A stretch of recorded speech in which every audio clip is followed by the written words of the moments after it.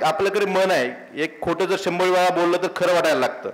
असंही राजकारणाच्या बाबतीत झालेलं आहे. राजकारणी वाईट, राजकारणी वाईट, राजकारणी वाईट असं आपण लहानपणापासून मलाही सगळ्यांनाच ऐकलं असतं. हे 100 वेळा बोललं की आपली तशीच भावना होऊन जाते की राजकारणी वाईट असतात, भ्रष्ट असतात. असं काही नसतं.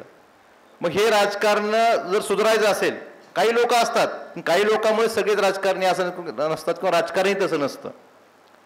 हे जर सुधारायचं असतं तर आपल्यासारख्या शिकलेल्या लोकांनी राजकारण येणं गरजेचं आहे असं मला वाटतं.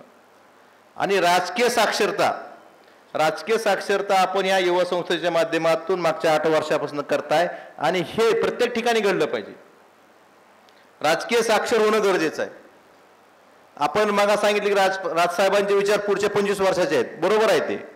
प्रत्येक राजकारणी, समजा मी एका पक्षाचा आहे, आपल्याकडे कसं आहे राजकारण एवढं टोकाच झालंय की आपल्या विरोधी पक्षातले सगळे दुश्मन, मग त्या पक्षाचा नेताही दुश्मन आपला, म्हणजे कार्यकर्त्याला वाटतं दुश्मनच वाटायला लागतो. पण असं नसतं.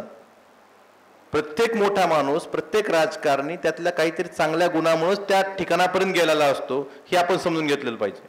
मग तो कुठल्या का पक्षाचा असताना, म्हणजे आपल्याच पक्षाचं नेतृत्व चांगलं तर असतंच, पण विरोधी पक्षातल्या सुद्धा नेत्याचा आपण त्यांचे चांगले गुण आपण घेतले पाहिजेत आणि ते कुठल्या गुणामुळे तिथपर्यंत गेलेत ह्या सुद्धा आपण विचार केला पाहिजे. आपण महाराष्ट्र हा वेगळा आहे, म्हणजे जे दक्षिणेतर राज्यात जे टोकाचं राजकारण आहे गेल्या 2-2.5 वर्षात आपल्याकडे थोडं थोडं येताना वाटलं होतं, पण ते सुधरेल असं आपल्या मुख्यमंत्र्यांनी पहिल्या भाषणात सांगितलंय.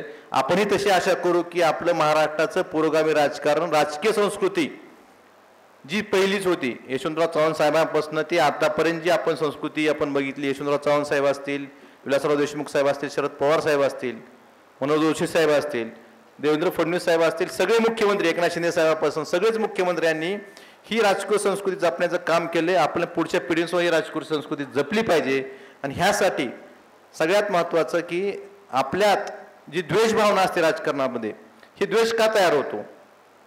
आपण टोकाचा विचार करतो किंवा टोकाचं बोलतो. ह्या टोकाचं बोलण्यामुळं स्टेजवरली जशी मंडळी बोलतात तसाच समज खालचे पण लोक कार्यकर्ते करून घेतात. त्यामुळे आपण बोलताना राजकीय विरोध असावा, पण काही गोष्टी आता म्हणजे खूप खालच्या पातळीवर येत आहेत, हे बदलणं गरजेचं आहे. ह्यासाठी शिकलेला युवक, सशक्त युवक हा राजकारणात आला पाहिजे, ही गरज आहे. पुढच्या आपल्याला जर महासत्ता बनायचं असेल तर चांगला युवक, आपल्याला जर सशक्त भारत बनवायचा असेल तर आपलं राजकारण सशक्त पाहिजे. आणि सशक्त राजकारण करायचं असेल तर सशक्त युवा हा राजकारणात असलाच पाहिजे. तो असल्याशिवाय कमीत कमी तो राजकीय साक्षरता तरी असली पाहिजे. नाहीतर मतदान कशावर होतं? या ठिकाणी मुली जास्त मोठ्या प्रमाणात. आता स्विंग वोटर तुम्ही सांगितलं, तुम्ही अमेरिकेतलं उदाहरण दिलं सचित दादा, की 95% लोकांचं ठरलेलं असतं की हे डेमोक्रेटिक का रिपब्लिक. पण आपल्याकडे तसं नाही. लोकसभेचा निकाल वेगळा, विधानसभेचा निकाल वेगळा.